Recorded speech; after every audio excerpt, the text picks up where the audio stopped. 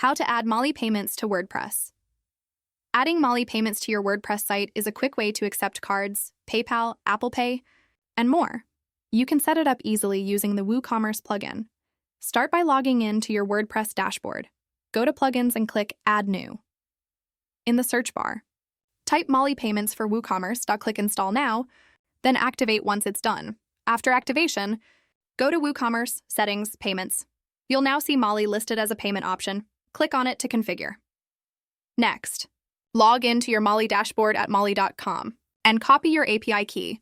Paste that key into the API field in your WooCommerce Mollie settings.save. Your changes to connect your WordPress store with Mollie enable the payment methods you want, like Visa, Ideal, or Apple Pay. Then do a quick test payment to make sure everything works smoothly. Once confirmed, your customers can start paying through Mollie right away. And that's it. That's how you add Mollie Payments to your WordPress site easily and securely. Thanks for watching.